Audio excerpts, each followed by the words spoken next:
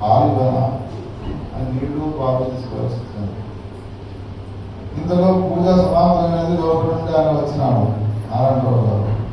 ఏమండి, ఇంతకాలం మీరు మాకు ఒక కూతురు ఉన్నదని విషయమే చెప్పలేదేమిటి అన్నారు. నా కూతురు ఏమిటి, నా కూతురులకు అందరికీ ఇక్కడ ఏంటైపోయినాయి కదా, ఇప్పుడు నాకు నీళ్లు పాలు ఇచ్చిన ఎవరు గ్లాసు పెడితే అది ఎవరో కాదు, సాక్షాత్ భారతకు వస్తుంది.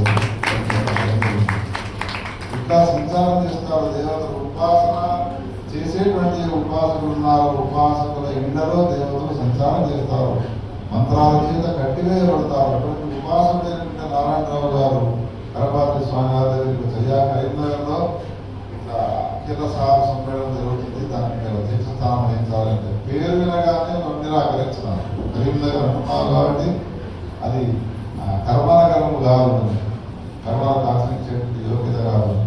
రెండవ కారణం ఏం చెప్పినారు అంటే, కరపాత్రి స్వామి వారికి ఒక నియమం ఉన్నది. ఆ నియమం అంటే జీవనదులు ఎక్కడైతే ప్రవహిస్తాయో ఆ ప్రాంతాల్లోకి మాత్రమే వస్తారు, వేరే చోటుకి వెళ్ళరు. ఒక నది లేదు, కర్మానుష్ఠానం లేదు, అటువంటి నేను ఎందుకు వస్తాను అంటే జ్ఞాపకం వచ్చినది. మాండవ్య నది ఉంటుంది, ఓతో జలీరు ఆయంగి అన్నాడు.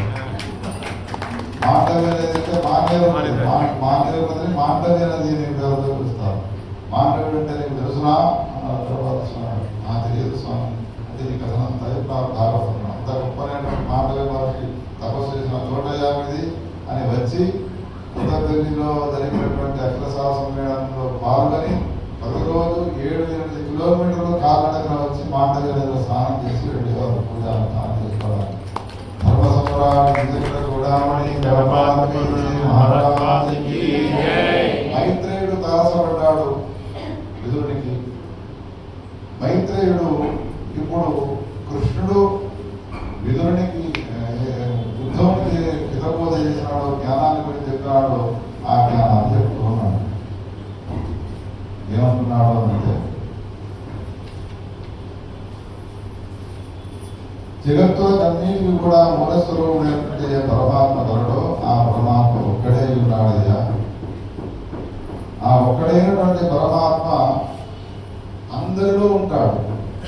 అందరిలో ఉన్నప్పటికీ కూడా ఎవ్వడితో సంబంధం లేని వాడి ఉంటాడు. కృష్ణుడు ఉద్ధవుడికి బోధించినటువంటి బోధనం ఇప్పుడు మైత్రేయుడు విదురునికి చెప్తున్నాడు. ఏ విధంగా ఇవేదయ్యా చెప్పిన మాటలు.